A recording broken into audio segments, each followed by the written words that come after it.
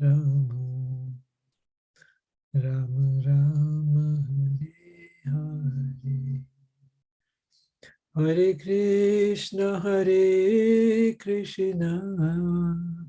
Krishna Krishna, Hare Hare, Hare Rama,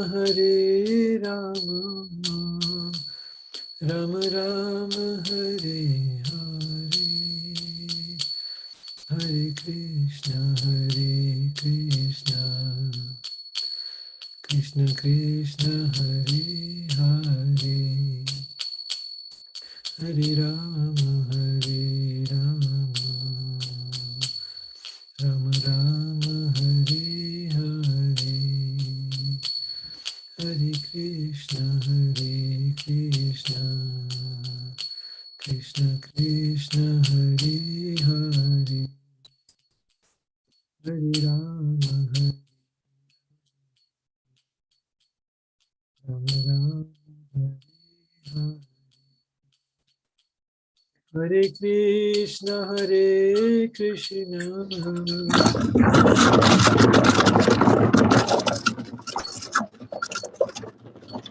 Rama,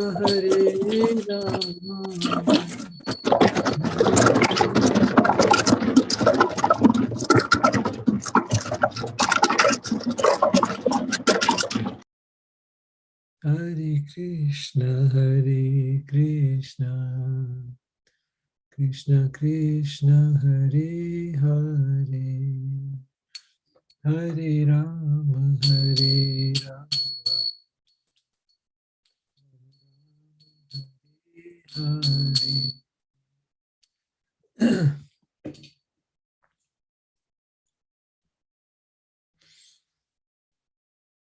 So we've been reading from chapter 6 of the Bhagavad Gita, and we're coming to the end of it. And in this part, Krishna's been saying something really important, and I just kind of want to recap a little bit what he's been saying.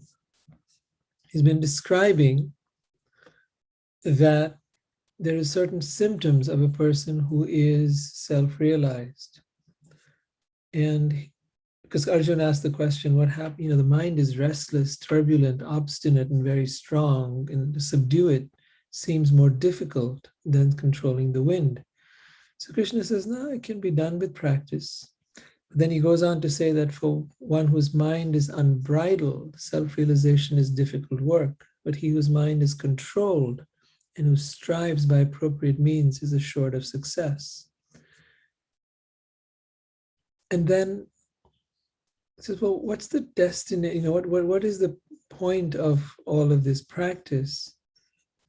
And then Krishna describes it earlier in that chapter. He says that when the mind is quiet, one is able to relish and rejoice in the self. Today, someone asked me the question. They said, isn't the point of spirituality just about isn't it about being in the present moment? And I said, no, that is not the point of spirituality. The present moment is simply a way to bring the mind back from wherever it's wandering, from the past and the future, to bring it back to here and now. But that is only about being able to bring the mind into focus. You use the present moment as a way to focus. The present moment is not the destination of meditation or spirituality or anything else. The present moment is the past moment. We're in a continuum of present and past and future. The future is the present, and the present will very shortly be the past. So it's not about this continuum of time. That is not the goal of spirituality, but rather to go beyond time. And to get beyond time, we learn to train and focus the mind. To focus the mind, that is called dhyan or meditation. That meditation brings us in touch with the soul, because hidden behind the mind and its complexities and its web that it weaves us into is the soul. And as you become free of the mind, you're able to access the soul. Here Krishna says, to see the self by the purified mind. Purified means the mind has become still, like when you see when the water in a lake or in your glass, if it was muddy, then the mud settles down, and now the water is clear and you can see the bottom of that ocean, lake, river, or glass of water. And with that, one is able to experience the self and to relish and rejoice in the self. What is this self? This self is not your body. This self is not your mind. This self is not who you think you are or what you're good at, your activities, your hobbies, none of that. It is not your goals. It is not your manifestations. None of that is spirituality. None of that is spirituality. Hear me again. None of that is spirituality. Spirituality is coming in touch with the self, the real you. And that place is a place of joy. It is not that you will become joyful. You are joy. You are peace. You are love. You are that. Those are the qualities of the true self. And then he goes on to say, in that joyous state, one is situated in boundless transcendental happiness. Boundless means with no limit. Transcendental means it's not of the world. It means it's not dependent on circumstances. It's not because you bought a new house or a new car or got a great new job or met somebody wonderful that therefore you are happy. Transcendental happiness is that which transcends the mind and ego. The mind and ego are happy when your desire is fulfilled. And very quickly, as soon as that desire is fulfilled, they lose interest in that which you desired. Desire is ephemeral. You desire something, and the moment you have the thing you desire, it no longer gives you any pleasure. It was in the chasing after it, it was in the wanting it that there was so much of striving and longing. But once you have it, it's just another thing in the house, or it's another person, it's another situation, it's another experience. Desire is best when unfulfilled. Desire only has meaning when your desire has not been fulfilled. Till that point, it's very exciting. So transcendental happiness is not ephemeral like this. It is not based upon getting something, achieving some goal, or meeting someone. It is something that is inherent in you. It has always been there. It will always be there, whether you turn away from it or whether you turn to it, whether you accept it or you reject it. That level of happiness, that transcendental happiness, is your eternal wealth. Now, you can go away from your eternal wealth and you can squander your life doing whatever it is you want to do with your desires. By all means, you have all freedom to do that. Or you can come back to the real treasure that lies within you. So one is situated in boundless transcendental happiness, realized through transcendental senses. So interestingly, there is such a thing as transcendental mind, there is such a thing as transcendental senses, and there is such a thing as transcendental happiness. Transcendental senses are not the senses that you have here, your eyes, nose, ears. That is, you're still sensing, but it's not about what you see. It's not about what you hear. It is about going deeper to a much more subtle level of hearing, of seeing, and tuning into the vibration, or tuning into the energy, or tuning into the frequency, whatever word you want to give it, and feeling the subtlety that lies behind matter, that lies behind the music, that lies behind the food, that lies behind everything in this creation. In other words, for example, if you met someone and you fell in love with this person, it's not about just the form of this person or the mind of this person. It's about connecting with the energy of that person, about resonating with that energy until you are both as one. Because the energy of that person and the energy in you are in fact the same.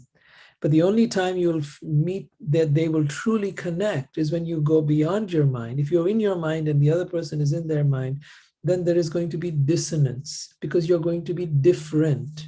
When you are different, you're in your own head, you're in your own reality, in your own world, then there will be dissonance. But to find resonance, you need to be able to resonate at the same frequency. There is no part of me and any other human being that is of the same frequency. We are all at different places. So there is no question I and any other person can be in resonance based on the externality of who we are.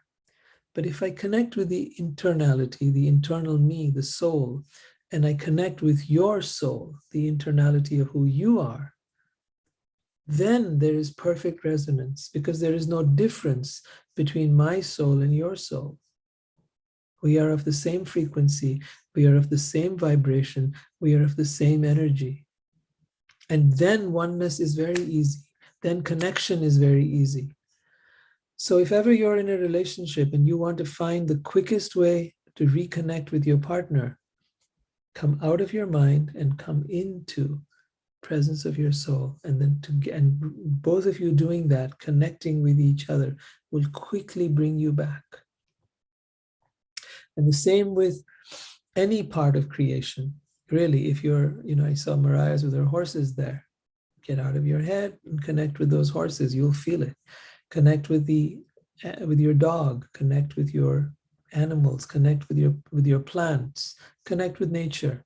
In the same way, finding the resonance with the energy behind it. It's not just about the form of the plant or the form of the animal, but it's the energy behind that. In that way, you can become friendly with every creature on the earth. In that way, you can be the friend of everyone, and you can connect with everyone, and you can have a deep connection with people and animals and children and plants and anything else in the world. Personal, with no matter what its level of consciousness is, you can find that. If you can find that place where you connect heart, soul to soul, it's not about finding a soulmate. A lot of people get messed up with this idea. I want to find a soulmate, somebody who is just like I am. No one is just like you are. Yes, you may have a similar intellectual frequency. You may have a certain level of growth. Yes, you may have certain exposure to things. Those things can be somewhat common.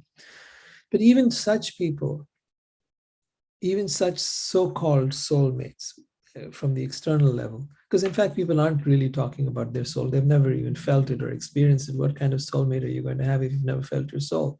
You don't know what that soul is. You've never experienced it. You want to find a soulmate. Really? First find your own soul, then we'll talk. But so I'm saying that even if you do find some so-called soulmate, you're going to lose them because you're not going to connect. Whereas if you don't even bother with soulmate, but you find someone and simply drop to the level, the frequency of where they are, and go past all the externality, you'll be able to connect with their soul.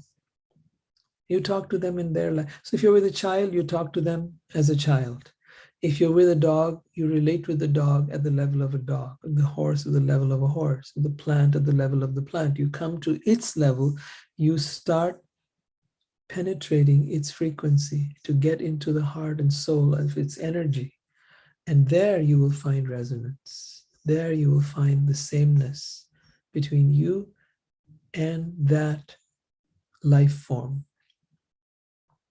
That is where you begin to experience what Krishna is talking about here, through transcendental senses. You use your senses to transcend matter. You use your senses to transcend the senses themselves, and you use them to penetrate behind the veil of matter. Established thus, one never departs from the truth, and upon gaining this, he thinks there is no greater gain. So that's what I mean. The greatest wealth, the greatest treasure of all is within you. It has been with you all along. Being situated in such a position, one is never shaken, even in the midst of greatest difficulty. This indeed is actually freedom from all miseries arising from material contact. People want to go out and fix the world. I thought, oh man, we got to do something to make the world a better place. I was delusional. You cannot make the world a better place. The world is what it is. It was meant to be exactly the way it is, chaotic, painful, suffering, all of that stuff is part of the design. Um, so you can worry about the future. I've come across young people today worried about the future. I know they say they don't want to have children because they don't want to raise these children in a world that is now heading towards global warming, and there's going to be all kinds of disasters and problems. And I said, look, there's always been disasters and problems. There's never been a time on this earth where there haven't been disasters and problems. We've had world wars. Before that, we've had all kinds of warring tribes, and from the Vikings to the Crusades, you name it, to what happened in America with the killing of the Native Americans. Our human civilization has lived through one disaster after another. If there is a design, then this suffering is also part of the design. Because it is in suffering that we become something more. We realize that this is not my home. This is not the place where happiness can be found. I have to find a way out of this. And that place Krishna is describing here. And he says that one who finds this place within themselves, this peace within oneself, this connection with oneself, he says, being situated in such a position, one is never shaken, even in the midst of greatest difficulty. This indeed is actual freedom from all miseries arising from material contact. So he goes from there, and then they begin to discuss about what happens to the yogi who is not fulfilled. You start on this path and you don't complete the process in this lifetime. And this happens to so many of us. And then Krishna says, you know what? There is no loss on this path. That one who is engaged in auspicious activities does not meet with destruction, either in this world or in the spiritual world. One who does good, my friend, is never overcome by evil. So he says, the person who has made progress on their spiritual path may reap many years of enjoyment or much good karma, or much good, might go to other planets where people live longer lives and where there are pious living entities. Yeah. But on coming back, on taking such a birth, you revive your divine consciousness of the previous life and begin to make further progress in order to achieve complete success. So if you've noticed in your own life, you may have started off from a different place than most people. You may have been asking questions that many people don't ask. You may find yourself here today seeking, and not everybody is here. You may wonder, why are your friends not seeking? Why aren't your friends out here today? Why are so many of the people you know not seeking as you are? And that's because you did the work in an earlier time. You made a certain level of progress, and you are now continuing on that path. You have found, see, the common denominator is many. As you come up the mountain of your spiritual growth, you will find very few. Very few are willing to take the plunge into the deeper understanding of spirituality. Everybody wants to know how to manifest great riches. That there would be 1,000 people here right now. If I would tell them the secret to how to be rich and how to be a multimillionaire, yes, they'd be all here. They'd line up. If I would show them, how can you have great sex, they'd be lining up. But when I want to tell you how to find God, how to find that greatest of all experiences, they say, no, it's too intangible for me. It's too subtle. It's too, yeah, but you know what? The highest things are the most subtle. Let's take an example of food, right? The average person probably eats in a fast food restaurant, right? There's no appreciation or budget or whatever for the finer things in life. As you start accumulating a knowledge and an awareness of the finer things of life, as you start accumulating the means to buy those things, you start to appreciate the subtlety in different kinds of foods or drink or whatever else it might be. But you appreciate the subtleties. It is in the subtleties that the beauty is there. You can go and blow your ears out with some loud music, or you can find the subtleties of the more refined forms of music.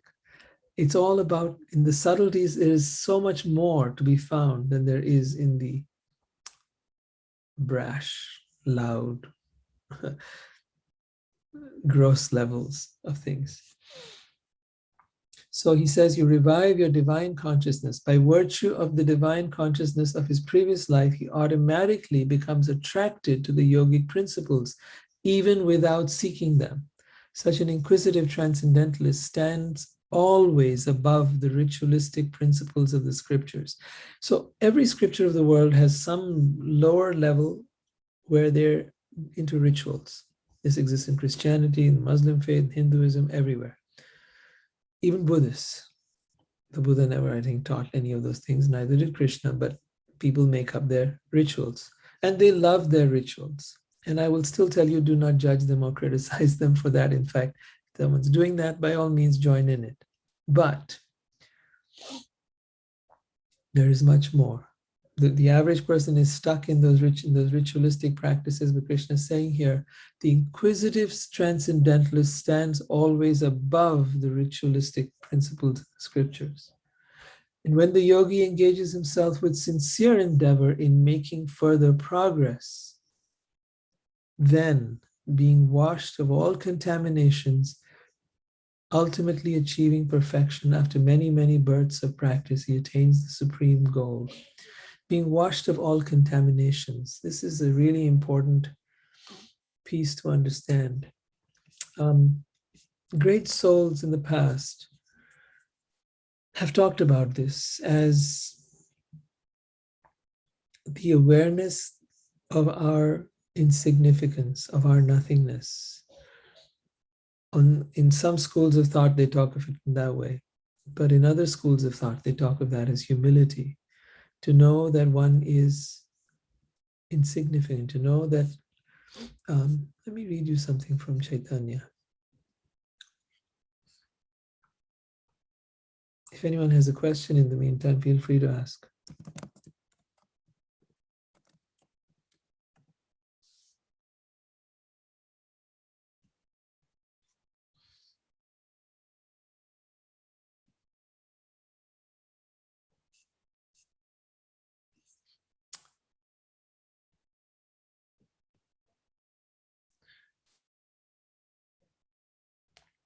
So Chaitanya, who was born about 500 years ago, talks about the name, Nam, the name of God, the name of Krishna, as a sound vibration that cleanses the heart of all the dust accumulated for lifetimes, and extinguishes the fire of conditional life, of repeated birth and death.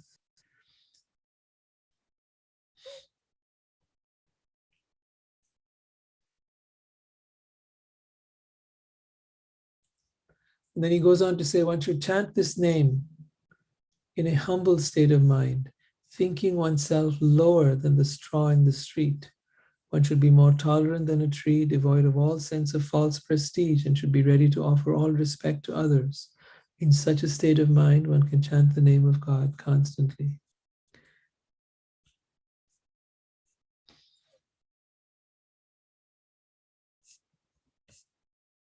So this is what it means about cleansing the heart, cleansing ourselves from the contamination of this world. Cleansing means releasing. And what does it really mean? How do you begin to release something as... So one level, people are coming into their spirituality thinking that spirituality is about healing. And yes, healing does happen. And healing has a lot to do with recognizing that the people who have hurt you or you have hurt, they were all flawed, they were all imperfect, and that we've all done crazy and stupid things. That the people who've hurt you are no different than you. Right? Christ says on the cross, Father, forgive them, for they know not what they do. Is it possible that people don't know what they do, that those soldiers did not know what they did? Is it possible that the people who wanted him crucified did not know what they did? At what level could he be talking? How does he come up with this sentence that they know not what they do? Anyone want to take a shot at that? Yeah, I will. I think that I think he's probably talking about not just the humanness, which knows what one does, even when we're being subconscious, we still at some, or even we still at some subconscious level know what we're doing. Yeah. But if we thought that we were destroying God, then I don't know that we would. I don't know that if they thought that he really was God, and he was, just as you are and I am, just like we're the drop of the ocean. Yeah. Then I think that they probably wouldn't have crucified him. Yeah. In fact, they would have revered him. Right. So I think they were in a state of unconsciousness, being disconnected from the spirit in us that represents God. Exactly. And it is that unconsciousness that makes us do crazy things. Yeah. Can we go back to something you said right before that, which is that that point where you have completely annihilated your ego and you are the lowest of the low, is inconsequential as a straw, and at that point that you would chant the name of God, and that would be at your most humble, you're also at your most exalted spiritual state. I have a hard time with Rohit. I feel like Wonderful point. Thank you so much for bringing that up. You see, I've often pointed this out, that what is devastation for the ego is exaltation for the soul. If you know how to use this energy. So if you are not doing it on a spiritual path, if you are not doing it with guidance, if you do not know what you are doing, then in and of itself, devastation is devastation, and you are devastated, and you are ruined, and you are miserable, and you are unhappy. So if you're purely at the level of the mind, then when you've lost everything in your life, you've lost your health, you've lost your wealth, you've lost everything you had, your intellect, whatever. However, suffering comes to you, then at that point, because this was everything and you lost everything, there's no question. Don't tell me that devastation is somehow something great that happened to me. No, it's not.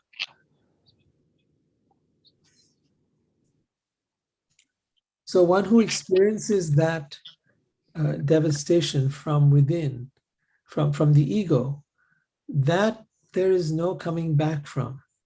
I mean, you'll go through cycle of all kinds of depressive episodes and what have you. Maybe you make it back out again. But the devastation, if one walks into it deliberately, knowing that none of this is real, knowing that neither my ego, nor my mind, nor my body, nor the things I have, nor the things of this world actually mean anything. When you get then, you're clear about that awareness. You're not just taking it in as knowledge, but clearly understand that this is just energy.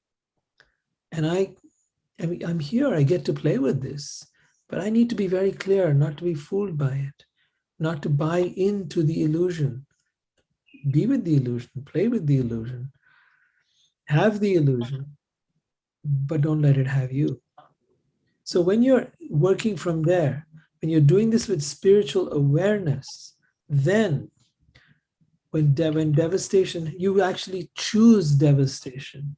You choose to feel that you are nothing, that you are the lowest amongst the low. Yeah, the most fallen of all people. Chaitanya said that earlier as we read.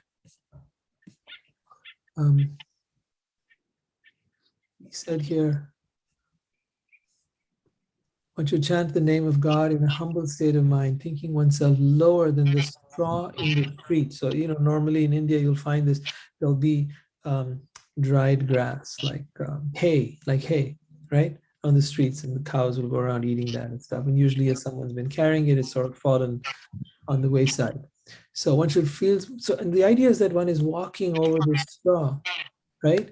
So the ego will always want to defend itself. It will never want to be walked upon, trampled upon.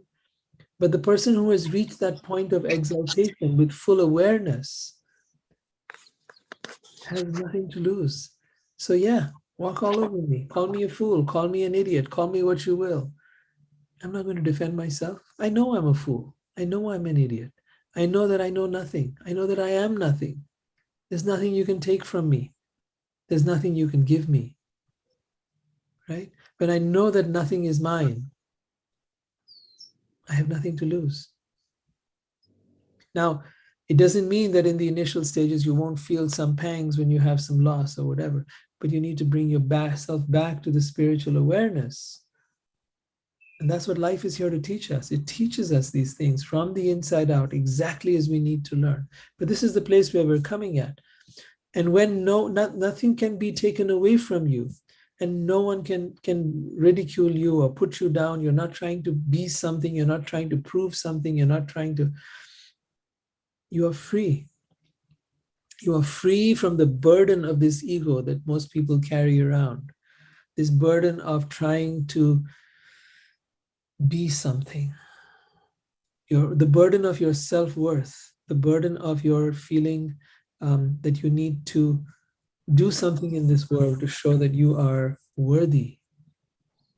The spiritualist embraces the idea, doesn't resist it, doesn't fight it, embraces the idea that I am deeply unworthy. I am deeply worthless. I am deeply insignificant. He goes on to say here,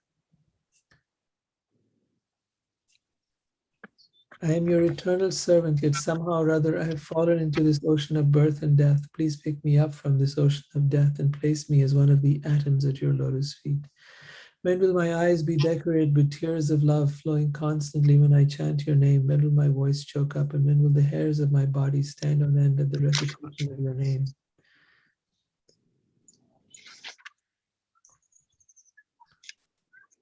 Feeling your separation, I am considering a moment to be like 12 years or more.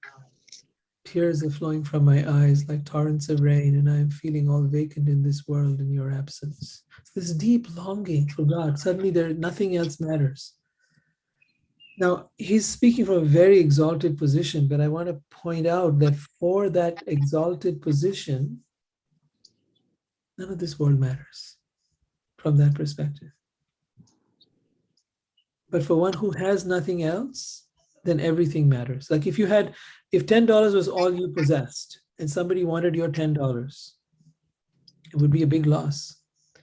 But if you have $10 million and somebody wants $10 from you, or you lose $10, it's not a big deal. So, Rohit, can I go back to, because I haven't worked it out yet. Go for it. Because I feel like what they're talking about here. I mean, I've been told that the human experience is as far as existence in this plane is the highest incarnation you can have. Right.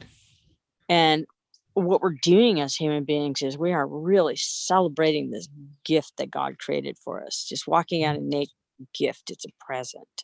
Yeah. Filled with innumerous delights. Absolutely.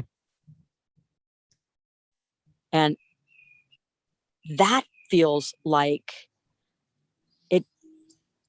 I have such a hard time reconciling that, like that God gave us this experience as human beings to enjoy and to feel that exaltation and to feel that great joy.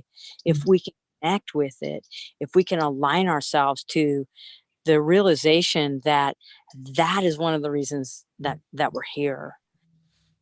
One of the reasons, yes. One of the reasons. One of And, the and reasons is freedom from this mind, body, organism, and to live here as a soul, as a spiritual being, enjoying the wonderful gifts and bounty of what we've been given.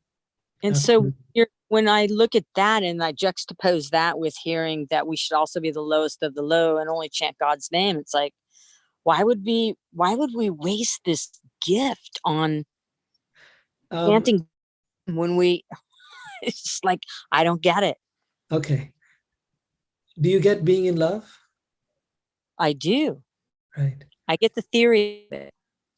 Yeah. So once you recognize that this wonderful gift that you have, say somebody sent you a gift, right? Right. And this gift arrived at your door, beautifully packaged, beautiful gift that you got. Oh my God, what beautiful flowers, or what a beautiful present. You say, who sent this? There's no card out here. You want to figure it out, and you call up and you find out, okay, this is the person who sent it to you. Who is this person? I want to know who this person is, who had such thoughtfulness, who understood me so well, who sent me just the thing I've always wanted all my life, right? I mean, we're just talking about a little gift here, but the giver, when you begin to go deeply into this, you're describing the first level of becoming free. So you were drowning in the water, in the ocean of birth and death, and now you've come out of it, and you feel the freedom of that, the freedom from your mind, the freedom from attachment to your body, and the freedom from being attached to the things of the world. Again, be very clear that freedom from attachment doesn't mean not having. The greater freedom from attachment is having and still not being attached. Most people have thought that freedom from attachment means to give up the world. I beg to differ with those people. I believe that the greater detachment, the greater freedom is having, but knowing that none of this is mine. Okay? It's in my care, but it's not mine. And therefore welcoming people to enjoy it, not trying to hoard it to oneself, but rather your home is a place to share with others. Your food, your bounty, whatever you receive from God is there to share with others. So in that way, you are a caretaker of that which you have. But to move on. So that's the first level. First level of freedom. You're out of the ocean, you're out of the drowning position, you're no longer struggling to survive, but you're enjoying. Then you say, this place I'm enjoying, I've now on this luxury yacht on the ocean, and there's food and there's wine and there's beautiful service and there's all kinds of facilities for me. Who provided this? Who's the owner of this boat? Who rescued me from the ocean? Who gave me this beautiful yacht along with wonderful people to be with? Whose boat is this? I want to meet the owner. So then begins that striving for God. And then as you come to that, you begin to understand that I can have a relation. This person wants to have a relationship with me. This person wants to be my friend or my lover or my whatever. And I can choose whatever relationship it is. And then as you dive deeper into that relationship, and now this person is no longer there, they've taken off in their helicopter, gone somewhere else, and you're remembering them. You have this relationship now with this amazing being who has not only taken you out from the ocean of birth and death, but also provided you this beautiful place to be in. So a deep sense of gratitude, a deep sense of connection, a deep feeling of love comes about. How do you reach out to this person? Because now this person has taken off. You find that there is a way to connect with this person, and that way of connecting is through their name. Because the name of God is no different than God. So as you chant that name, you're able to reconnect easily and effortlessly. And that becomes your lifeline. That becomes your connection. And that connection is best served when you're in a place of receiving God. How do you receive? By being empty. How are you empty? When you realize that I am nothing, I am worthless, I am nobody. When you release your ego, what is the sense of, what is it that wants to be something? That is the ego. What is that wants to be significant? What is it that wants to matter? It's the ego. But where the ego is there, neither love can reside nor God can reside. And to me, the two are none different. So the only way to receive love, to receive God, is to empty yourself. Then the cup is empty. Then you can receive. Then you shall be filled. So it's a beautiful process, right? Where annihilation leads to exaltation. It leads to ecstasy. That's why he says here, when will my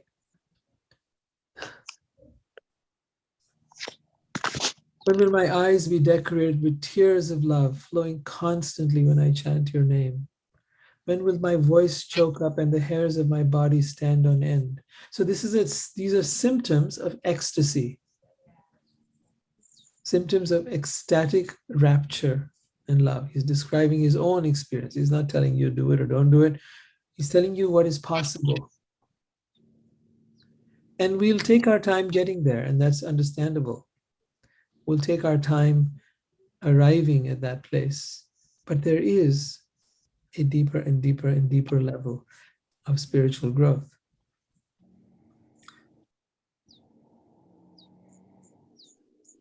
So now let's come back to Krishna. When the yogi engages himself with sincere endeavor in making further progress, being washed of all contamination, the yogi ultimately achieves perfection after many births of practice. He attains the supreme goal. A yogi is greater than the ascetic. So the ascetic is someone who performs many, like for example, fasting and what do you say?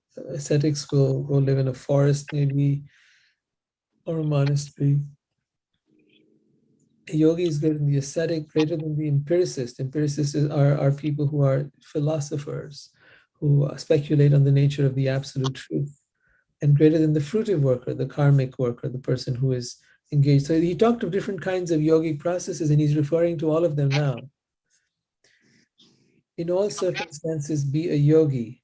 And of all yogis, the one with great faith, who always abides in me, thinking of me within himself, and renders transcendental loving service to me, he is the most intimately united with me in yoga and is the highest of all. That is my opinion. This one is very, very important. There are many different yogic processes. We read about karma yoga earlier. Then there's jnana yoga, which is the cultivation of knowledge. But he says ultimately, one arrives at the place of devotion, of the place of bhakti, where one begins to realize with great trust and faith that who always abides in me means whose mind is constantly absorbed in me, who thinks of me within himself, who perceives the presence of God within himself and renders loving service to me. He is most intimately united with me in yoga and is the highest of all. That is my opinion. There are many who would like to make that impersonal, make those statements of his, no, but this other form of yoga is better and that other form. Fine. Take it whichever way you will. But Krishna is making his point very clear here that the greatest yogi is the one who is most intimately united with him. Christ had the same message, to love God. He said that was the most important of all the commandments. But you cannot love God without loving your neighbor and yourself. And your neighbor is not just, the person who lives next to you. It's not the person of the same faith as you. It's not the person who lives in the same country or city as you. It's everyone. The term neighbor there in the commandments of the Bible is not any. It's about everyone who sees me in everyone and everyone in me. That's what Krishna says earlier on in the 6th chapter. So when he says renders transcendental loving service to me, it is within this Trinity, the loving service to God, to oneself, and to everyone you come across. To be there, to serve. Because once you're free, there's nothing else you've got to do. What are you going to do in this world? You really have nothing to do. You're not trying to prove something. You're not trying to achieve something, whether you have millions of dollars or you have only a few. you know that in the end you leave it all behind. So that's not a goal worth living for. Once you know that, once you're clear about that, then what do you live for? You live to serve. Serve doesn't mean that you're going to suddenly become the next Jesus Christ or the next Krishna or the next savior of the world. It simply means you're going to whoever comes your way, however you can serve them. If that person needs water, then that's what they need. If Rima is out there helping people in the hospital, then that's what she's doing. If Mariah is taking care of her horses, that's serving. See? But you do it with love and devotion. You do everything you do with that love and devotion, seeing the presence of God within all of them. And you do the same for yourself when you take care of this body, when you take care of you. You do that with love and devotion too, seeing the presence of God within yourself. And if you're taking care of your garden and you've got some plants, then see the presence of God within them. And when you start seeing God everywhere, then you're never separate from God. You realize that God is everywhere, that we've been seeking something, we didn't know where to find it, but it was all around us. We're like a fish swimming in water that is asking, where is water? What is water? I don't know. I never heard of this thing called water. Yeah, but if you're talking about some old man in the clouds, yeah, you have a good enough reason to ask, where is God? I've never seen God. You probably never will either, because there's nobody sitting in the clouds. We've all flown through those clouds before. There wasn't anyone sitting there.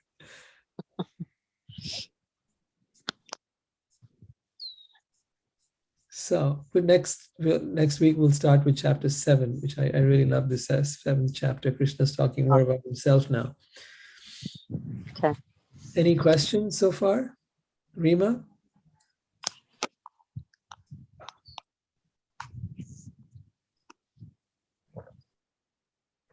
Thank you for the commitment with which both of you have been here week after week. It's quite an honor to have you here, and it's quite a blessing to have your dedication. Appreciate that a lot. Thank you, Riot. I feel humbled. I'm here to serve in whatever way I can. And so to me, whether one person shows up or no one even shows up, I've had those times where we used to meet at my place and we'd have 15, 20 people show up and it'd be so crowded. But I also know the days when there would just be one person and sometimes no one. Sometimes just one person showed up and I just sit and chat with that person for the whole evening. It's fine. Because that's the mood of seva. Seva means you're not attached to the outcome, whether somebody likes you or dislikes you, agrees with you, disagrees with you. You're just giving it your best. You're giving what you've received and you're sharing that with others. So wherever you are, you can be in seva. In whatever you're doing, you can have the seva bhav, means the feeling of seva. If you're at your work, you can be in the mood of service there. What does service mean? It means that I leave behind my ego. I leave behind my sense of who I am. And back to our original point where I just thought of this again. You know, somehow the mind is chasing being worthwhile, being significant, being important, being relevant. It's such a paradox to find that the thing I was chasing was a mirage all along, but that the real value was in embracing my worthlessness, was in embracing my insignificance, in embracing the fact that I don't matter, that I'm worthless. Embracing it, loving it, recognizing the beauty of it. It's very hard to, when someone's I can't tell that to people who are in a deep state of depression or something, but because they're like, what the hell's wrong with you? So they have to come out of that first and discover some. But the idea is that when you have a sense of worth, then you can abandon it. You can say, like, you know what? This is not serving me. And that brings you then to that place of serving. That brings you to that place of humility where you care for the people you come across, whether that's one or many, whether that's human or animal or plant. But you have that mood of serving, because through serving them, you are serving God. You keep that mood in front of you. Through serving them, I am serving God. And why would one serve? Because it's natural. That's what love does. Love is not about come and serve me. I am the God and you come and serve me. It's how can I serve you? How can I please you? Now, of course, if you're in an intimate relationship, make sure it's a two-way street. There are some people who will very gladly take your serving them and not reciprocate in some way. The reciprocation is only to create a flow,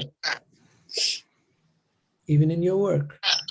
You can say, I'm here for the mood to serve, and the other person doesn't want to reciprocate in any way, then it doesn't work. There has to be a sense of flow of energy, of giving and receiving. And then it begins to really work, because then people truly take in what it is you have to offer and what you're doing for them.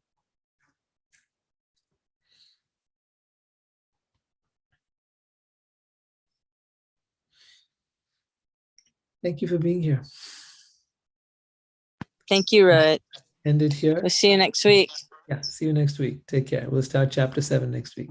Bye, Rima. Good night. All Good right. night, Mariah. Bye. Bye.